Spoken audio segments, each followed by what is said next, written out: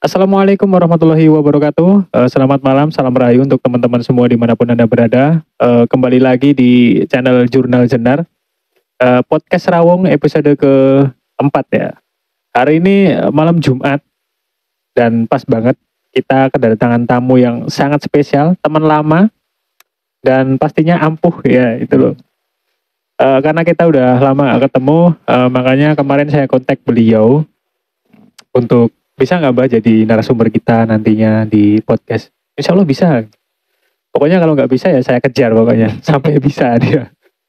Yaitu siapa dia? Kirek Sojiwo. Yang notabene kita banyak tahu teman-teman. Beliau adalah spiritualis yang kondang di Solo Raya dan mungkin seantero Nusantara juga nih. Mungkin. Amin ya. Amin. Tapi memang benar beliau adalah salah satu guru saya yang saya anggap guru dan berkompeten di dunia spiritual. Selamat malam Mbak Rakso. Malam, ya. Sudah lama nih kita nggak ketemu nih. Berapa lama nih, Mbak? Ya hampir 2 tahun lah. 2 tahun loh. Kayaknya nggak juga nih, ngada-ngada nih kayaknya nih. Enggak, karena ya istri kan udah hampir 2 tahun ini kan ke luar negeri. Oh iya, sekarang istri udah di luar negeri ya Mbak ya? Udah kerja di luar negeri. Semoga beliau aman-aman saja di sana, Amin. sehat-sehat saja di sana. Kita juga mendoakan di sana supaya sukses di sana ya. Amin. Terus lama nggak ketemu nih 2 tahun ya katanya tadi. 2 tahun nggak ketemu nih. Hampir 2 tahun. Kesibukannya apa aja Mbak sekarang Mbak? Kesibukannya ya biasa bolang, ya jual beli barang antik, terus ya fokus di padepokan juga, bersih-bersih di sana. Padepokan ya? Iya. Ini ada kata bolang nih guys. Saya belum tahu sih. Maksudnya kata bolang tuh bagi beberapa orang tuh banyak artinya nih. Iya. Menurut Mbak Rakson yang mengatakan bolang tuh bolang apa sebenarnya Mbak? Bolang itu kalau saya itu ya istilahnya pergi mencari istilahnya pergi ke alam mencari barang lah. Mencari barang ya? Iya. Itu kalau spiritual tahu ya, mesti barang-barang apa kan tahu ya, kayak mustika kayak gitu mungkin ya, mustika atau Bisa jadi pusaka kayak gitu. ya yang pasti itu barang-barang lama lah, peninggalan lama. Wow, saya lupa loh untuk apa minta contohnya tadi dibawa ke sini satu gitu loh. Ada ya nggak Mbak satu barang yang dipakai gitu? Koin. Agak deket Mbak. Koin. Bisa dicopot nggak Mbak? Nggak bisa ya?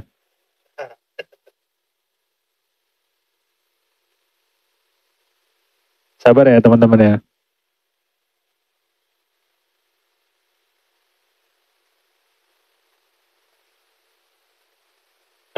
Agak susah juga nih.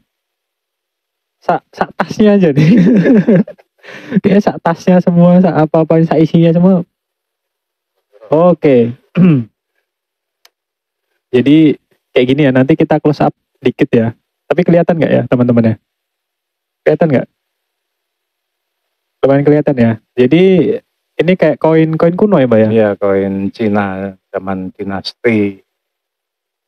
Berarti kalau perkiraan nih pembuatan ini tahun berapa Mbak? Ya kayaknya 1400-an atau sekitar sebelum Majapahit. malah sebelum Majapahit ya? Berarti bisa dibilang nih harta karun nih ya Mbak ya? Ya bisa jadi. Wow. Tapi juga banyak sih tersebar di mana-mana karena dulu kan banyak era-era dinasti atau apa ya namanya? Tionghoa ya? Ya era-era itu kan banyak yang kesini. Era-era Kupelekan dan lain sebagainya. Iya. Terus kalau ini kan mungkin kalau di dunia spiritual kan pasti ada kayak namanya tuah atau hodam atau apa gitu ya Mbak ya. Kegunaan dari benda ini contohnya nih Mbak, dari benda-benda yang lain kan merasa agak beda loh megang ini loh guys ya. Saya tapi nggak tahu ya, ini karena auranya Mbah Rakso atau emang dari benda ini nih. Ini kegunaannya khususnya untuk apa Mbah, kayak koin seperti ini? Secara umum itu dipakai untuk sembahyang, biasanya di Bali juga masih dipakai. Koin-koin lama dari Cina itu. Dari tradisi Cina juga masih pakai itu juga. Oh, Tapi memang kayak dulu tuh ini buat kayak perdagangan nggak sih, Mbak? Enggak ya? buat dagang juga. Oh, buat dagang ya, Iya. kayak jual beli itu ya, Ah, transaksi jual beli guys nih. Ini sebelum koin sebelum Majapahit nih. Ini udah berapa uang ratus itu? uang gobok namanya. Uang Kalau di gobok. sini, iya. Uang gobok guys. Zaman Cina.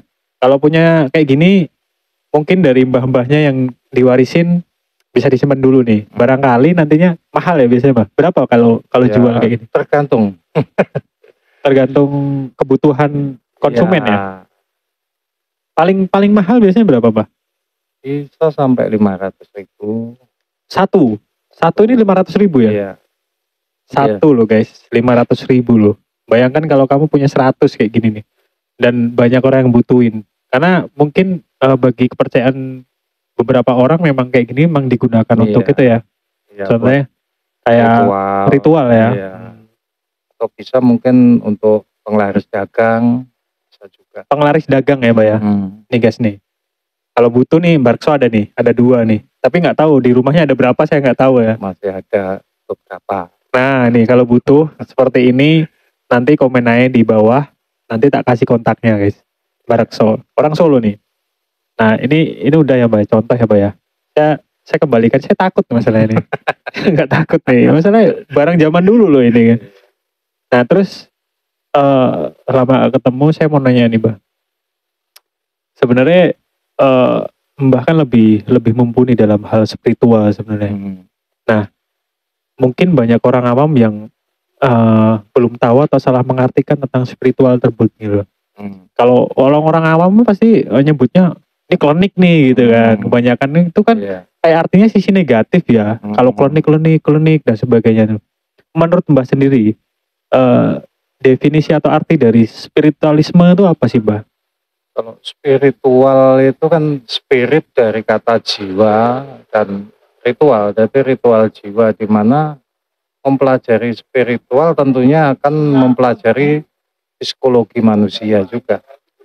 Oh berarti spiritual itu masuk juga ya? Psikologi ya? Ada itu. Oh makanya kayak banyak praktisi-praktisi yang kayak bisa membaca sifat orang kayak gitu tuh masuk dalam spiritual ya, Pak? Psikologi itu ya. Itu sebagian kecil dari spiritual. Itu menurut Mbak seperti itu ya dan masuk ya. Tapi kebanyakan memang seperti itu ya, Mbak ya. Orang-orang spiritual memang dikonotasikan negatif memang. Cuman ya sebenarnya untuk mempelajari spiritual itu kan banyak cabang-cabang ilmu yang salah satunya adalah psikologi. Terus ya kesehatan dan lain sebagainya. Kesehatan ada juga ya? Ada. Oke, jadi berarti bisa disebut bahwa spiritual itu mencakup banyak aspek ya. Iya. Seperti kesehatan, terus psikologi, hipnosis loh guys. Hipnosis tuh mungkin sering juga ya digunakan ya, Mbak ya, dalam dunia spiritual ya. Iya. Hipnosis, terus apa lagi, Mbak? Masih banyak ya? Iya banyak. Kalau kan istilahnya ada banyak. Kalau sekarang banyak pembelajaran modern itu kan tentang psikologi, hipnosis, NLP dan lain sebagainya, sampai public speaking dan lain sebagainya. Itu sebagian dari spiritual sebenarnya. Cuma dikemas modern ya, lebih umum gitu ya. Karena kalau yang tradisional itu biasanya mempelajarinya kan pakai laku. Jadi mengamalkan doa atau mantra tertentu, sebenarnya kan prinsipnya sama, yaitu belajar mengenal diri, sehingga dengan mengenal diri itu otomatis bisa mengenal yang lain. Oh, berarti intinya adalah mengenal diri dulu. Iya. Setelah itu ada nilai plus, yaitu bisa mengenal aspek-aspek dari lain, luar gitu ya. Termasuk dari antar manusia, antar makhluk yang lain, atau mungkin alam semesta. Itu tingkatan paling tinggi ya, Mbak ya. Mungkin alam semesta gitu, dia bisa dikatakan demikian. Bisa tahu ini bakalan ada apa atau apa kayak gitu ya. Mungkin kan banyak juga yang nggak percaya tentang seperti itu, Mbak. Menurut Mbak tuh gimana nih? Ya. Untuk menyikapi orang-orang yang mungkin tidak percaya dengan seperti itu gitu loh. Kalau tidak percaya ya silahkan monggo, itu hak mereka kan gitu. Karena banyak dogma-dogma yang melarang memang tidak mempercayai ramalan ini dan itu, padahal sebenarnya bukan ramalan, cuman hanya membaca tanda-tanda alam gitu. Membaca tanda-tanda alam ya. Iya, Dan itu kayak ilmuwan-ilmuwan zaman dulu juga juga memperoleh hal itu, kayak iya. leluhur-leluhur kita juga punya Sebenarnya bukan kemampuan itu ya. meramal ya, Bukan ya, Mbak ya? bukan meramal, cuman Pembaca ini tanda. tanda-tanda alamnya kayak gini, nantinya Oh. jadinya gini. Itu sebenarnya. Oh, jadi banyak kesalahpahaman yang mengartikan Iya, tentang spiritualisme, apalagi ilmu-ilmu yang notabene kayak, wah, apaan nih? iya, Pokoknya kalau dia nggak sekolah yang umum kayak gitu tuh, iya, semuanya repot. dianggap ya repot juga ya, Mbak ya, Iya, untuk kayak menekankan keyakinan kepada orang-orang yang heeh, tidak percaya, emang iya. sudah tidak percaya dari awal. Ya Nah, contohnya heeh. seperti halnya sesaji itu kan banyak yang menyalahartikan, padahal sesaji itu kan tujuannya untuk kita sendiri sebenarnya. Kita banyak simbol-simbol dari sesaji itu kan, namanya sesaji itu kan menyajikan. Jadi apa yang kita mau itu kita pakai simbol-simbol alam, simbol-simbol benda atau makanan itu agar keinginan kita lebih cepat terwujud sebenarnya kan itu. Oh, berarti emang dia sebenarnya adalah filosofi Filosofi. yang disimbolkan melalui Iya, makanan, iya. uang dan sebagainya gitu ya, Mbak ya. Intinya sebenarnya spiritual khususnya Jawa itu sebenarnya mengajarkan bahwa sebelum kita memperoleh sesuatu itu alangkah baiknya kita itu bersedekah dahulu gitu loh. Jadi kita bersedekah pada alam, pada sesama sekitar kita, otomatis kan daya-daya dari sekitar yang kita pancarkan itu kan lebih mudah untuk memperoleh apa yang kita inginkan. Oh, berarti Jadi bukan istilahnya kita pakai sesaji ini kasih makan jin, enggak. enggak, itu salah kaprah itu ya. Kaprah. Salah kaprah itu ya. Makanan jin bukan itu kayaknya gitu ya, Mbak. Bukan. Mungkin lebih ke soto atau mie ayam gitu. Iya, kalau dalam kitab kan dikatakan bahwa makanan jin itu tulang dan kotoran, bukan Iya, sesaji. benar. Itu ada tuh dalam kitab, ada tuh guys. Kayak jin itu sebenarnya kalau pas Idul Adha tuh ya, itu bagian tulang dan kotorannya itu menjadi makanan jin. Bener itu, kalau itu ada, bener itu. Nah, berarti memang sesaji itu digunakan malah sebelum kita berusaha ya, Mbak ya. Kayak kita bersedekah dulu nih agar direstui oleh Tuhan gitu ya. Melalui simbol-simbol itu. Oh, banyak artinya, Mbak ya. Banyak artinya. Jadi itu bukan bentuk yang sesuatu yang musyrik atau apa sebenarnya ya? Bukan, itu sebenarnya ajaran adiluhung dari leluhur kita yang mengajarkan kebaikan sebenarnya. Cuman disalahartikan saja. Oh iya benar.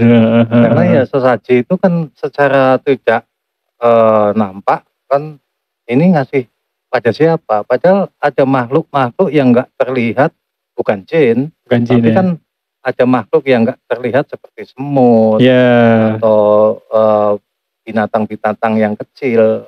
Itu kan yang perlu disedekahi sebenarnya. Iya benar, kayak semut, kayak serangga, kayak gitu tuh dia juga butuh ada haknya di kita gitu ya, mungkin ya, Mbak ya, dari situ ya. Jadi dikasihlah itu. Dan orang-orang yang tahu kan banyak juga yang ngambil sesaji terus dibawa pulang atau langsung dimakan. Ada juga ya, Mbak ya, ada juga ya. Ada juga yang kayak ambil duit, kan ada duit tuh, Mbak.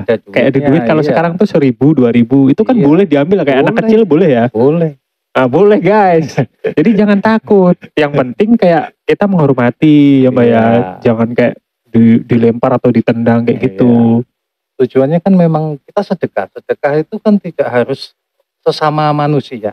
Karena ada makhluk yang lain seperti tumbuhan, binatang. Kan itu juga makhluk ciptaan Tuhan yang perlu kita sedekah. Terkadang kita lupa bahwa kita makhluk hanya ada manusia. Padahal ternyata makhluk itu ada manusia, tumbuhan, binatang. Yang banyak yang nggak terlihat juga kan itu, binatang kecil-kecil kan itu. Iya. Berarti memang sesaji itu sejatinya adalah bentuk filosofi yang mungkin perlu dipahami banyak orang, Iya. perlu dipahami banyak orang karena memiliki arti yang sangat Sangat bagus, dalam. sangat dalam ya, Iya. sangat dalam ya. Mm-mm. Terus ini keluar dari sejaji tadi, Pak. Kan banyak kayak spiritual sekarang nih yang Iya. mengaku spiritual lah ya, yang Iya. saya tahu yang viral-viral di aplikasi atau medsos-medsos yang lain tuh. Saya tertarik dengan penggandaan uang itu loh, Pak. Penggandaan uang Sebenarnya ada nggak sih itu? bisa dikatakan 99% itu penipuan. Karena Penipuan ya, Iya. penipuan ya guys ya. 99%. 99% loh ya. Asli cuma satu. Oh berarti seumpamanya dari 100 orang tuh yang satu itu yang asli, yang 99 tuh kebanyakan penipuan ya. Yang menjadi masalah gini, kemampuan spiritual itu tidak bisa dipamerkan langsung ya, dalam arti bisa dipakai itu kalau kepepet. Sedangkan kalau orang menawarkan jasa untuk pelipat gandakan uang itu kemungkinan besar ya bisa dipastikan 100% penipuan gitu. Palsu ya itu ya. Oh, bisa dibilang nih guys. Tapi kalau gini Mbak, kan banyak tuh kayak ahli-ahli spiritual tuh kan, supernatural yang notabene mengaku bahwa dia bisa menggandakan uang kayak gitu kan, terus dia viral atau apa gitu. Mbah pernah lah lihat itulah ya. Banyak di Facebook dan lain sebagainya. Apakah orang-orang yang bisa menggandakan uang atau orang-orang yang benar-benar spiritual akan menunjukkan dirinya seperti itu? Oh ya tidak mungkin. Malah nggak mungkin ya. Nggak mungkin. Karena daya spiritual itu biasanya dipakai pada saat kepepet. Jadi pada saat kepepet nggak punya duit, ya saking istilahnya dia mengolah jiwanya, kemampuan batinnya, akhirnya dia metik daun, dipegang, berubahlah jadi duit. Itu yang dia butuhkan wajar itu ya. gitu loh. Kalau memang kepepet. Gitu. Tapi itu beneran ada ya Pak ya kayak gitu? Ada ya. Ilmu itu ada. Memang fakta Cuma ya tidak itu? bisa untuk dipamerkan gitu loh. Oh, dan kebanyakan mungkin kayak tadi yang Mbah bilang ambil daun nih, terus jadi uang nih kan, jadi uang kan ya. Itu kan kayak kalau bisa saya artikan itu kayak secukupnya yang dia butuhkan gitu ya, nggak kayak yang berapa M gitu kan, 12 M atau apa itu. Hanya yang dibutuhkan, misalnya butuhnya saat ini mau makan, ya udah cukupnya semuanya itu. Buat itu doang ya? Iya. Oh. Dan nggak boleh uangnya kembali gitu. Dalam arti istilahnya butuhnya 50.000, ya udah 50.000 dibelanjakan harus habis. Harus habis ya? Iya. Pada waktu itu boleh juga ya? Ada kembalian gitu. Oh. Gitu. Sama nih ada kembalian, resikonya apa Mbak? Ya biasanya orangnya sakit. Oh, boleh nggak semuanya gini? Saya metik nih, semuanya bisa ya. Saya metik terus jadi 50.000. Yang saya butuhkan hanya rokok nih, harga 30.000. Yang 20.000 semuanya saya kasihkan ke anak kecil atau ke masjid atau untuk sedekah, itu nggak apa-apa. Malah nggak apa-apa ya. Tapi jangan sampai balik lagi ya. Oh, pakai harus kita, habis. Istilahnya orang yang melakukan itu terus kemudian dia ada uang kembalian disimpan sendiri tanpa disadari, kan secara hukum manunya kan dia ngambil duit orang malah. Nah, bisa dikatakan malah mencuri. Nah itu yang jadinya efeknya kan karmanya dia sakit. Oh, nah gini Mbak, itu tadi kan metik daun kan ya. Nah, daun yang jadi uang itu sumber uangnya dari mana Mbak? Sumber uang itu kan banyak orang yang tahu-tahu entah lupa atau gimana, duitnya hilang, atau uangnya jatuh, atau bisa di bank itu kan setiap berapa tahun sekali kan ada yang dibakar. Itu yang berarti sebenarnya kayak uang-uang seperti itu juga masuk dalam alam lain. Terus semuanya ada orang yang bisa mengamalkan ilmu tadi. Iya, bisa ya Mbak ya. Dayanya uang akhirnya bisa mewujudkan. Kayaknya saya harus belajar nih guys. Untuk kebutuhan nih apa hari raya pernah kepepet. Amin doanya Mbak. Cuman kayaknya nih Lebaran tahun ini harusnya saya belajar dulu nih. 2 minggu cukup nggak belajar untuk ilmu itu Mbak? Yang pasti ilmu itu bisa dipakai kalau kepepet. Kalau nggak kepepet ya nggak bisa dipakai. Saya niatkan kepepet kayaknya Mbak. Untuk Lebaran hari ini tuh saya niatkan kepepet banget. Karena prosesnya seperti halnya saya jalan dari kota ke kota musafir sampai bulan katakanlah jalan kaki. Tujuannya kan mencari itu.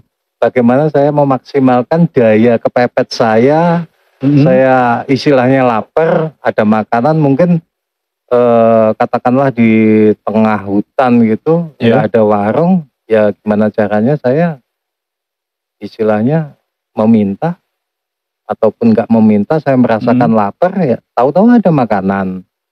Oh, berarti Seperti wujudnya itu. nggak terlalu Nggak harus uang duit. terus ya, Iya, Mbak ya. Kayak enggak. kalau kita semuanya kepepet, alam itu membantu dengan Iya.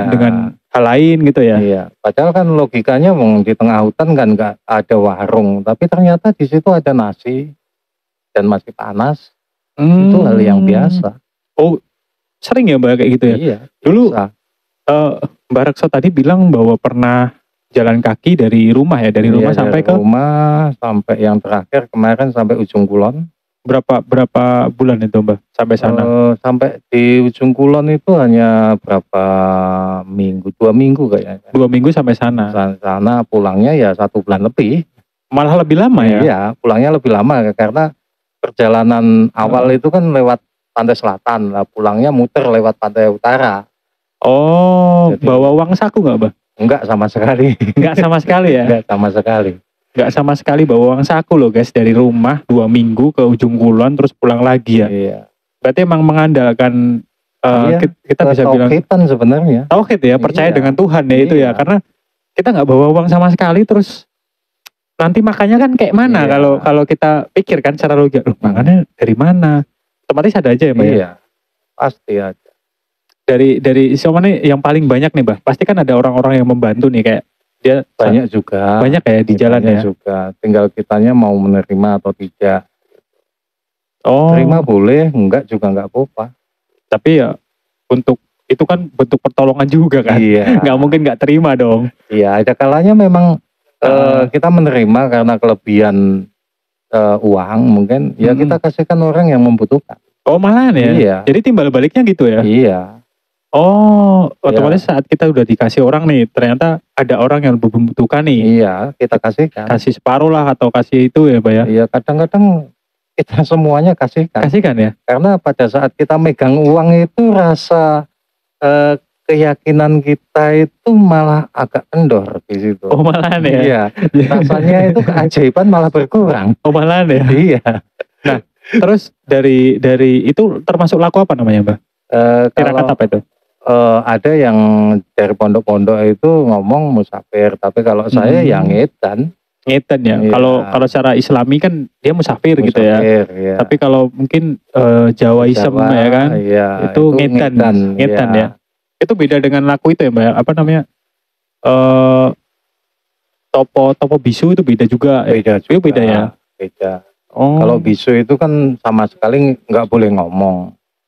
Hanya itu aja kalau bisu. Topong rame beda ya Mbak ya. Topong rame Sama ngetan tuh.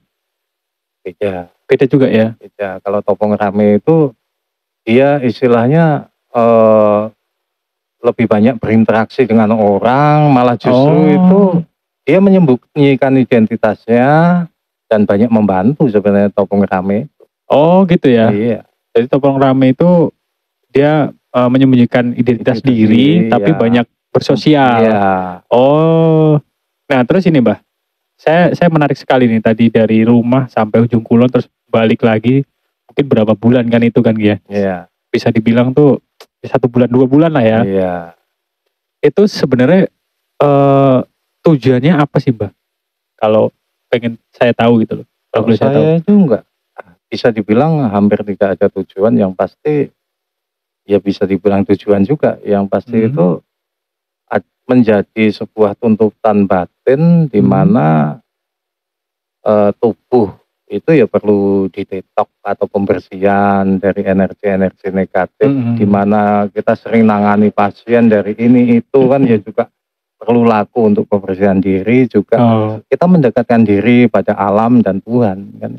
Itu ya yang paling utama itu ya. Itu. Jadi nggak ada kayak ilmu-ilmu yang dikhususkan untuk laku itu nggak ada ya. Nggak ada. Tapi nilai plus ya, supamanya ada ya Mbak ya. Ya, Mungkin dari biasanya nanti pada saat kita di jalan itu ada kejadian-kejadian yang itu sebenarnya kan ilmu buat kita. oh ternyata Oh iya iya. ilmu iya. ini caranya begini, ilmu ini caranya begini. Gitu. Malah secara tidak langsung tuh dalam suatu keadaan nih dijelaskan Iya, gitu ya, Pak ya, iya, secara masif ya. iya. Oh, oke juga nih. Kayaknya ada yang mau nyoba nggak guys? Sendiri dari rumah sampai ujung kulon. Nggak usah sampai ujung kulon lah, sampai Jakarta, Pak. Jalan kaki ya, Mbak itu. Iya, yang pasti kalau jalan kaki itu minimal 3 hari dulu, 3 hari itu adaptasi. Untuk Karena, latihan ya. iya, karena posisi 3 hari itu badan sakit semua. Itu lebih Setelah lewat dari 3 hari baru agak nyaman, mulai nyaman. mulai terbiasa gitu, badan ya. Berarti 1 sampai 3 hari itu kalian akan Oh, merasakan remuk dalam badan gitu. kayak dipukulin orang sekampung. Sama kayak nge-gym tapi sampai sana itu guys ya. Iya, Itu boleh juga tuh. Nah, itu termasuk dalam laku namanya ngedan, ngedan ya, iya. Mbak ya. Nah, terus selain ngedan pengalaman-pengalaman laku apa sih Mbak yang pernah Mbak Ya, lakukan? banyak yang Puasa coba Mbak. puasa, banyak muteh. Muteh Iya, itu muteh itu hanya makan nasi dan air putih saja. itu biasanya berapa hari Mbak atau berapa minggu? Biasanya minimal 3 hari Minimal 3 hari. sampai seminggu atau mungkin lebih juga tergantung dari kebutuhan. Oh, itu puasanya kayak puasa Islam yang dari subuh sampai maghrib atau? Macam-macam ada. Oh, ada yang, macam-macam ya. hanya makan nasi putih dan air putih bebas, nggak bisa dibilang nggak puasa, itu namanya muteh. Kalau puasa muteh itu memang kayak puasa Ramadan, cuman bukannya Sama sahurnya. sama sahur atau cuman bisa dibilang makan cuman sekali Oh, 24 jam. di 24 jam. Itu yang paling Ya, tingkatan puasa paling muteh tinggi gitu. Itu ngepel biasanya. Oh, Katakanlah 7 hari. Hari pertama itu 7 kepal, besok 6 kepal, 5 kepal sampai 1. oh dikurangi berarti Iya, ya dari 7 hari itu ya. iya. Tapi 24 jam nih makan 1 kali nih. Iya. Jam 12 ya Mbak ya? Ada yang jam 12, ada yang jam 6 sore. Oh boleh ya, boleh tergantung ya. dari keyakinan masing-masing. Oke, ada yang tadi yang pertama tuh Mbak Rakso menjelaskan ada yang makan tidak puasa tapi makannya mutih terus. Terus ada yang puasa Ramadan. Iya. Terus ada yang sehari sekali doang kayak Iya. gitu. Tergantung. Itu kalau kuat ya yang paling bagus yang mana Mbak? Ya paling bagus yang ngepel. Yang apel tadi ya? 24 jam cuman makan sekali, minum sekali. Oh itu kalau dalam sisi spiritual nih Mbak, dalam ilmu itu kebanyakan apa yang didapat Mbak? Yang pasti fungsi dari muteh itu kan memutihkan pikiran, hati dan jiwa untuk membersihkan. Ya kebanyakan yang ya ilmu-ilmu yang berhubungan dengan ilmu hikmah. Hikmah ya. Iya. Jadi bukan ilmu hitam nih, ilmu hikmah nih. Hikmah. Ilmu hikmah. Jadi mutih itu untuk pembersihan diri Pembersihan ya, secara diri umum ya, utamanya, pembersihan. iya. Oh. Terus selain puasa mutih atau puasa-puasa Mbak, itu ada puasa apa aja tuh biasanya yang Puasa dilakukan? muteh ada, ngebleng ada, ngerawat ada. Ngebleng ya? Iya. Puasa ngebleng. Ngebleng itu tergantung dari waktunya, mungkin 1 hari berarti 24 jam nggak makan, nggak minum. Kalau Oh, 3 hari ya berarti 3 hari nggak makan, nggak minum sama sekali. berarti emang nggak makan nih selama Iya, 3 hari itu loh. Nggak makan, nggak minum sama sekali. Itu ngebleng ya? Ngebleng. Ngebleng. Tergantung berapa lama waktunya gitu ya. Terus tadi ada puasa apa Mbak selain ngebleng? Ngerawat. Ngerawat. Nah, kalau ngerawat itu biasanya makan polo pendem atau Polo ya? Polo tuh Polo. buah kan? buah. Oh, Jadi buah yang terpendam. polo pendem itu buah yang Iya. terpendam. Oh berarti kayak ketela, Ketela, singkong kayak gitu ya. Kentang dan lain Kentang. sebagainya. Wortel itu boleh ya. Boleh. Terus kalau polo pendem terus ada Polo gumantung atau ngalong itu makannya ya buah-buah yang menggantung. oh kayak mangga. Iya. Oh yang menggantung-gantung ya. Iya. Itu polo gumantung. Iya. Terus Ada yang ngidang, cuman makan makanan yang bisa diraih.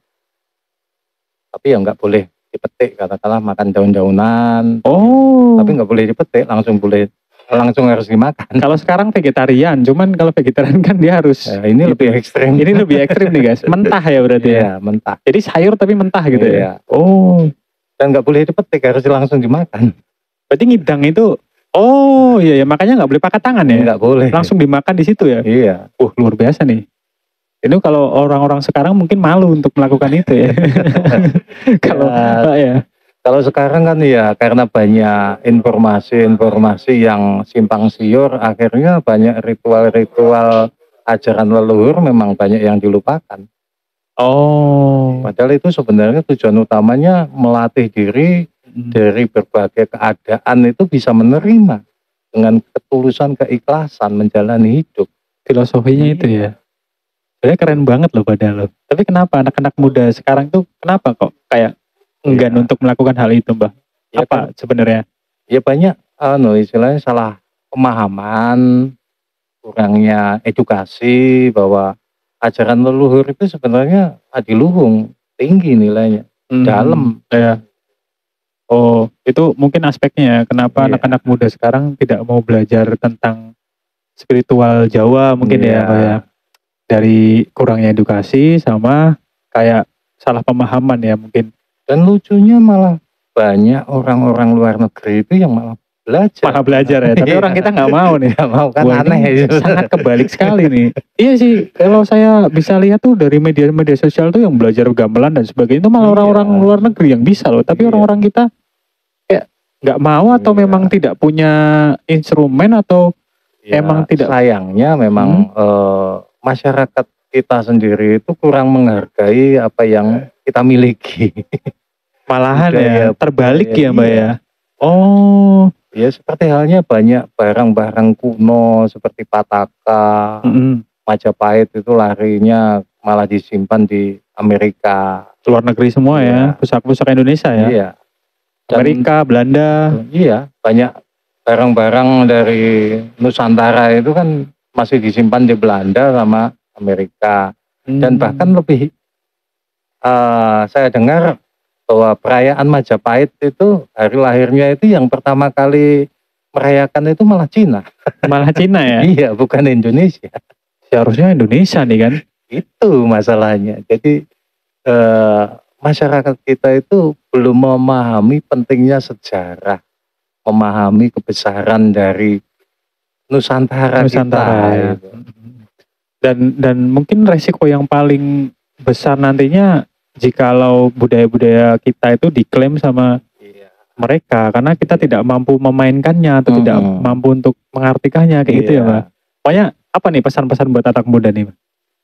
Ya pesannya ya istilahnya lebih banyak bersosialisasi apalagi pada orang-orang yang sepuh atau orang-orang tua yang benar-benar bisa dipercaya karena ya memang banyak juga sih orang yang istilahnya kelihatannya tua tapi pengalamannya juga belum tua gitu ya. Berarti subjeknya siapa nih kan? Harusnya kan gitu ya. Harus pilih-pilih juga sih karena ya banyak yang ternyata punya kepentingan kan repotnya di situ juga. Punya kepentingan pribadi ya Mbak ya.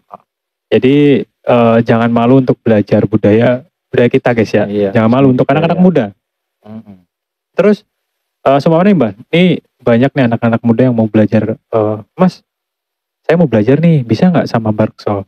Sebenarnya Barkshop punya padepokan kan aslinya kan? Punya. Apa namanya Mbak? Padepokannya Ratu Alit. Padepokan Ratu Alit. Itu filosofnya apa nih Mbak dari namanya? Ratu Alit itu kenapa dinamai itu? Itu nama dulu pemberian dari alam sebelah sih sebenarnya. Oke. Jadi pada saat itu saya banyak laku kungkum atau rendam di air ya. Rendam di air itu ya sehari katakanlah cuman 2-3 jam kungkum tiap malam. Lama loh itu. Ya pas sekep-sekepnya atau semangat-semangatnya ya. Terus akhirnya ada sosok yang ngangkat saya, terus dikasih pakaian dan dikasih nama itu Ratu Alit. Ratu Alit. Iya, karena posisinya saya memikirkan Ratu Alit, masa ratu keadaan saya seperti ini kan gitu. Jadi ratu kan mosok belum secara ekonomi istilahnya masih minim kan.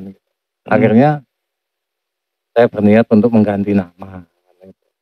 Cuman lama-kelamaan ditegur sama teman-teman dari budayawan, namamu jangan dibuang, tengermu jangan dibuang. Rekso Jiwonya itu atau Bukan, Ratu Aletnya? Oh, Ratu ya, Aletnya. Ratu Aletnya terus Hmm. kalau Rekso Jiwo sendiri sebenarnya itu setelah saya mengalami ya istilahnya beban pikiran karena terlalu fokus di spiritual kan, akhirnya kan jadi ngapa-ngapain males juga kan gitu. Iya. Semuanya istilahnya lebih ke spiritual, itu juga sebuah kesalahan sebenarnya, karena dimana antara lahir dan batin itu harus imbang gitu. Harus seimbang ya. Harus seimbang. Ini ngomong-ngomong lahir dan batin seimbang nih, kayaknya kita harus sambil ngerokok dulu nih, Mbak. Boleh, monggo. Silakan, Mbak, silakan santai aja. Kopinya, Mbak, kopi. Santai aja, santai. Ini untuk keseimbangan lahir dan batin juga nih, guys. Ya enggak? Jangan terpaku terlalu serius. Ini harus ngerokok dulu untuk keseimbangan nih. Iya. Bentar ya, Mbak ya. Iya. Silakan, Mbak.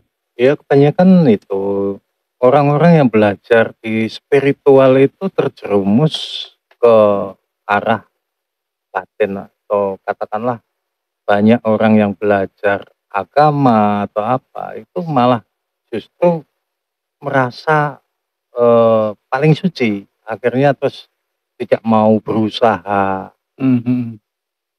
Ya itu ya sebenarnya kesalahan fatal gitu, dimana kita diberikan kehidupan ini memang harus berusaha, baik lahir maupun batin, bukan batinnya doang gitu.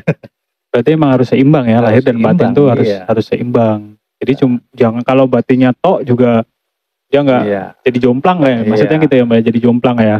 Nah, kalau orang Jawa bilangnya kan akhirnya kalau orang belajar spiritual itu ya banyak orang tua yang tidak boleh anaknya belajar spiritual karena akhirnya jadi lumuh atau males gitu. Hanya belajar tentang kejiwaan terus, tapi aplikasi untuk hidupnya sendiri kurang lah itu. Iya. Emang kekurangannya ya di situ. Banyak orang yang tidak memahami itu, anak-anak muda banyak yang dilarang memang sebenarnya sama orang tua karena itu. Arahnya kalau orang sudah istilahnya belajar spiritual itu merasa orang yang suci dan lain sebagainya, itu kan akhirnya salah.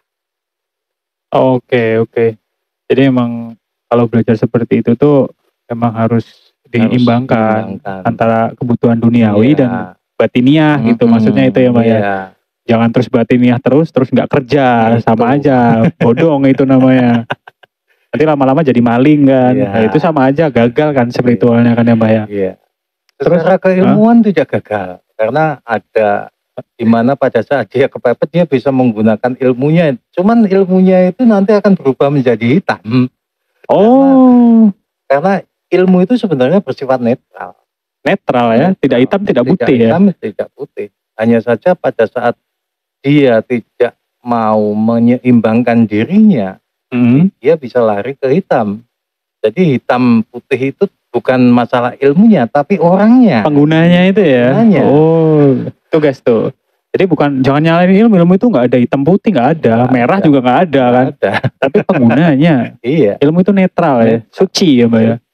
Oke. Terus tadi tentang Padepokan nih, Padepokan Ratu Alet ya Mbak ya. Berapa banyak Mbak murid yang Mbak latih di Padepokan nih untuk sekarang? Untuk sekarang sih cuman beberapa orang sih, nggak banyak.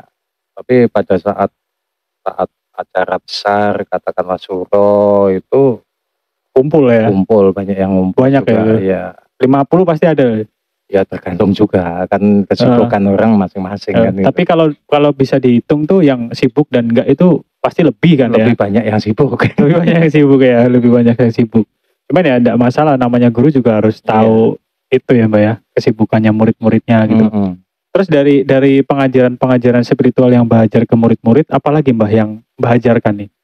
Ya sebenarnya kalau spiritual itu dasarnya adalah pencak silat sebenarnya. Pencak silat juga ya, Iya. pencak silat. Itu masuk dalam spiritual sebenarnya ya? Harusnya ya dari silat dulu baru spiritual Oh, dipelajari. malah silat ya? Olahraga. Iya. Oh, olahraga baru olah jiwa. Iya. Tergabung nggak Mbah dalam satu kayak komunitas atau apa gitu? Yang Malah tergabung di IPSI juga. IPSI kepanjangan dari Ikatan Pencak Silat Ikatan Pencak Silat seluruh Indonesia. seluruh Indonesia Iya. ya? Itu udah besar itu. Iya. IPSI ya? Kalau perguruannya di tempat saya itu Pencak Silat Tenaga Dalam Pancasila. Tenaga Dalam Pancasila. Pancasila. Mbah sebagai Ketua cabang Solo. nih guys nih. Kalau mau ada yang mau belajar pencak silat nih, apa tadi Mbah? Pencak silat? Pencak Silat Tenaga Dalam Pancasila. Pencak silat tenaga dalam Pancasila. Iya. Itu di Solo nih bisa lewat Barak Santar, komen aja.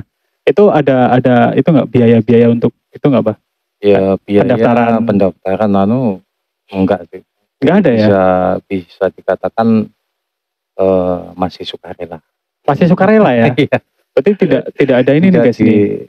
Patok berapa gitu. Tidak dipatok nih guys Iya. nih. Masih sukarela. Paling cuman kayak kalau itu kan beli apa? Beli seragam. Seragam itu kan pasti kan. Itu pasti ya. Cuman kayak untuk latihan itu kayak sukarela aja ya Mbak. Untuk kas gitu ya. Itu boleh nih guys nih. Pencak silatnya apa aja Mbak? Biasanya kayak yang lebih dominan di situ tuh. Kayak keilmuannya. Keilmuannya ya bagaimana cara membela diri dari pukulan, tendangan, bantingan. Kan tekniknya itu. Ada pukulan, tendangan, bantingan, kuncian. Ada jurus khusus nggak? Biasanya kan setiap perguruan tuh ada tuh Mbak. Kayak jurus khususnya. Ya itu pasti ada. Ada ya, cuman ini rahasia kayaknya nih. Rahasia nih guys. Tidak untuk umum. Kalau mau belajar langsung aja ke Kirekso Jiwo ya, Solo. Ini Facebooknya ada. Terus apa lagi Mbah? Blogger ada ya? Blog ada. Tapi banyak kan Facebook ya. Facebook lah. Ntar pokoknya kalau mau belajar, ntar DM aja di sini atau komen di sini. Ntar tak kasih tahu nomornya lah. Saya punya nomornya lah. Saya masih nyimpan nomornya. Tadi pencak silat tenaga dalam Pancasila. Itu tergabung juga di IPSI, jadi terdaftar di Ikatan Pencak Silat seluruh Indonesia. Sudah terdaftar ya Pak ya. Dan kebetulan saya juga pengurus kota Surakarta yang kemarin jadi penasehat, sekarang jadi pembina seni budaya dan spiritual. Wow, saya sangat tidak keliru untuk mendatangkan tamu kan guys ya. Tinggal nunggu pelantikan aja ini. Wah, kita doakan semoga kan ini secepatnya untuk jadi pembina ya Pak ya. Iya. Untuk jadi pembina. Terus selain pencak silat, terus spiritual dalam padepokan itu tadi kan dari awal Mbak bilang ada kayak psikologi dan kesehatan nih. Iya. Diajari nggak untuk kayak penyembuhan juga kayak gitu? Ya pasti. Yang pasti ada ya? Pertama kita belajar untuk mengolah raga dari pencak silat tenaga dalam, lalu pernafasan, itu juga salah satu metode-metode untuk pembersihan energi-energi negatif, baik itu penyakit maupun gangguan dari yang tidak nampak kan. Terus ada nggak Mbak kayak kegiatan sosial yang dilakukan kayak, kan ada nih, kayak saya pernah lihat kayak penyembuhan massal kayak gitu, ada nggak? Ya kadang-kadang kita juga adakan bakti sosial juga, pengobatan gratis. Pengobatan gratis ya. Itu biasanya dilakukan berapa bulan atau apa biasanya? Enggak tentu juga. Enggak tentu ya. Iya. Kebanyakan pada saat anggota kita ngumpulnya pada asik gitu, ayo kita bikin kegiatan. Gitu ya, rencananya gitu ya. Jadi tidak ada jadwal ini ya. Enggak terjadwal. Siapa yang longgar, siapa yang yuk bikin yuk gitu ya. Kadang-kadang juga gabung di komunitas lain gitu, kita ikut jadi praktisi. Atau kita juga manggil praktisi dari komunitas lain. Kalau di Solo apa Mbak biasanya yang melakukan banyak bakti sosial yang Mbak ikuti? Kadang di FKPPAI, jadi forum komunikasi atau forum keluarga paranormal seluruh Indonesia. Berarti seluruh Indonesia tuh ya? Iya. Berarti ada yang dari Jawa kayak gitu ya? Iya. Ikut semua ya itu? Iya, seluruh Indonesia. Itu grup besar nih. Itu ada pendaftarannya, Mbah? Kayak gitu, Mbah? Atau harus Ada. paranormal semua gitu? Oh ya enggak juga, kan ada orang yang mau belajar untuk Oke. menjadi paranormal bagaimana, akhirnya ya bergabung, kumpul, lama-lama juga diajarkan kan.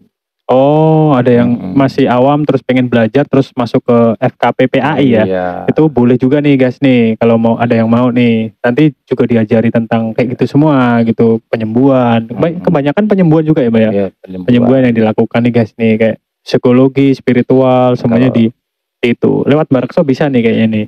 ya saya bisa merekomendasikan. Oke. Mungkin siapa ya? Dari teman-teman ada yang mau nggak? Oh ada ya, ada yang mau tuh Mbak, satu tuh Mbak, ada yang mau tuh.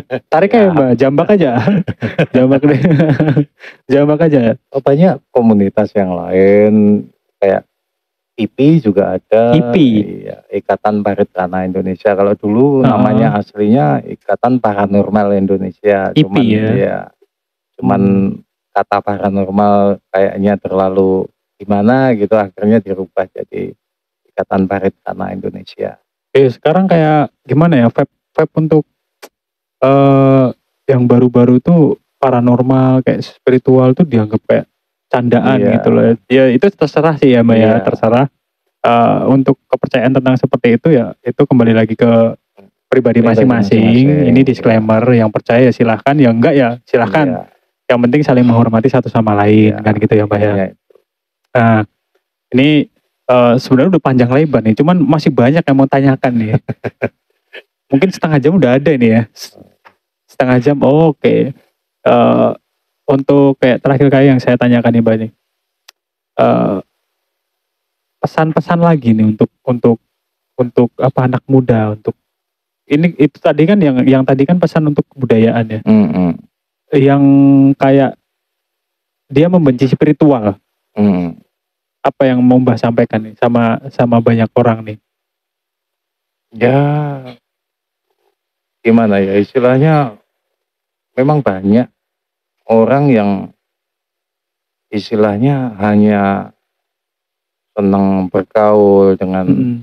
orang-orang yang memang kelihatannya menyenangkan, hanya itu. Jadi tujuan utama banyak orang itu kan nggak mempelajari spiritual atau apa ya namanya, keagamaan ya, karena Mhm. memang hidupnya senang dengan foya-foya. Duniawi gitu ya? Iya, duniawi. Duniawi ya? Iya. Jadi itu memang tidak bisa kita memaksakan orang untuk belajar spiritual, itu nggak mau, itu memang harus datang dari kesadaran mereka untuk Oh, menjadi lebih baik kan. berarti tentang hal-hal kebatinan itu memang datangnya dari Dari kesadaran pribadi diri ya, dulu ya, kesadaran ya. kesadaran diri dulu. Nah, sebelum nanti saya akhirin Mbah, saya mau nanya pengalaman tentang hal spiritual yang paling apa ya, paling wow gitu loh, yang pernah Mbah alami gitu. Soalnya ada tuh kan yang viral-viral tuh, dia bertemu dengan dewi siapa dan sebagainya, itu Hmm. kan ada juga tuh. Nah, pengalaman hal spiritual yang Mbah alami dari dulu sampai sekarang yang paling wah itu. Paling wah apa ya? Ya mungkin orang-orang tuh kalau dilogikakan nggak mungkin nih gitu. Padahal Mbah Hmm. ngalami sendiri nih gitu. Hal-hal spiritual Ya yang banyak sih sebenarnya. banyak ya. Ya, Yang paling berkesan apa Mbah? ya Saat di mana atau apa gitu? saat yang paling berkesan itu malah sangat sederhana sebenarnya. Sederhana. Ya posisi saya itu di ujung kulon, saya jalan, Mhm. saya berhenti di warung kosong gitu, Iya. saya merokok, itu didatengin orang, "Ayo Mas, Iya. ngopi." Mhm.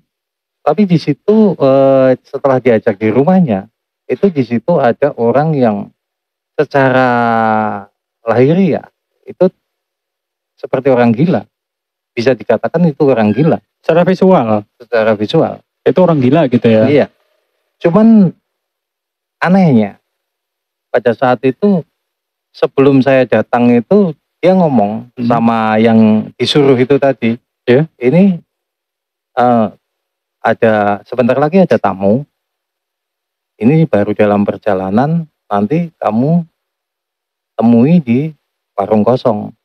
Oke. Ternyata saya. Oh, yang disebut tamu itu Mbah. Iya, Dia ngomong sama orang gitu ya. iya ngomong sama orangnya. Oh, berarti dia kayak bisa dibilang sudah tahu ya sebelum Sudah ada tahu kejadian saya, itu. Iya, Oh. dalam perjalanan itu dia tahu dan mempersilahkan saya untuk datang. Terus setelah Mbak datang ke situ dan ketemu sama orang tersebut, Ya seperti orang gila. Cuman pada saat itu pada saat saya masuk, dia langsung ngadep tembok, terus dia berdoa dan ngasih saya kopi, oh itu, oh diminum. itu kalau di logika, wah masa kan gitu ya, masa orang udah lebih tahu Dan duluan. uniknya begini, pada saat ngasih kopi, ayo diminum, baca Bismillah 3 kali. Masa orang gila ngomong kayak gitu? Iya ya, kalau Iya. bisa dibilang nggak mungkin juga nih kan, Iya, masa orang gila, baca 3 kali kan. iya. Apakah menurut Mbah, apakah dia juga seorang pelaku spiritual yang mungkin Dia bisa dibilang dia Sepuh. wali jadab. wali jadab ya? Iya. Ya kebanyakan emang beliau kayak mengkaburkan individunya Iya. ya untuk wali jadab ya, yang Iya. kayak iya ya, Wali yang viral itu kan yang Jawa Timur Iya, itu ya, Iya. wali jadab ya. Oh, itu pengalaman yang paling mungkin sebenarnya Unik sederhana ya. Iya, sederhana tapi unik gitu. Unik ya, Iya. unik ya. Dari situ Mbah menyadari apa tuh?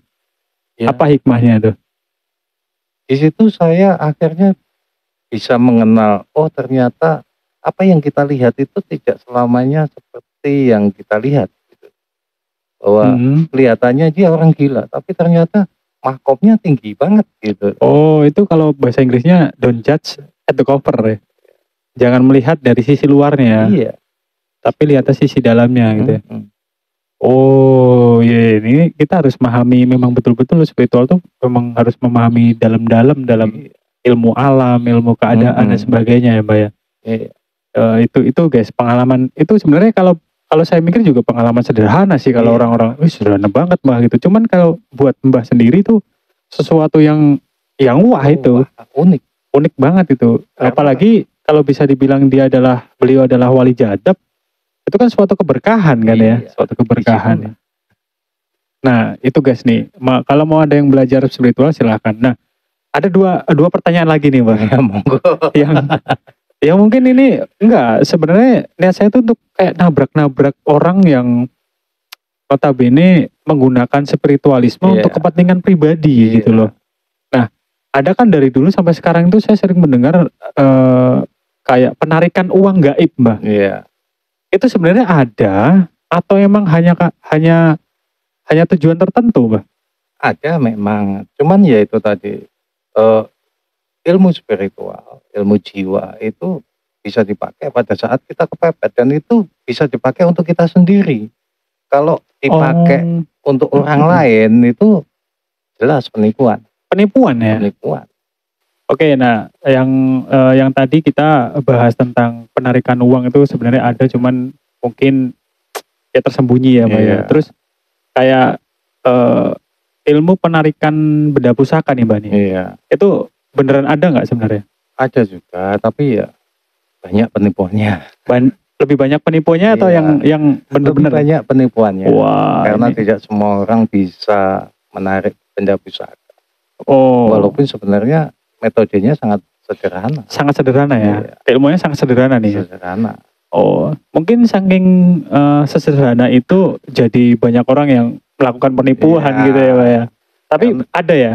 Iya, karena memang untuk mengatakan hal yang sederhana itu kan butuh proses yang panjang ya Pak. Kebanyakan orang kan nggak mau menjalani proses yang panjang itu. Akhirnya Oh, membranding dirinya bisa melakukan ini, mempunyai keahlian ini dan itu. Akhirnya kan untuk mencari keuntungan pribadi. oke. Nah, guys nih, ini udah banyak banget yang bisa kita dengarkan ya dari seorang spiritual yang mumpuni di Solo.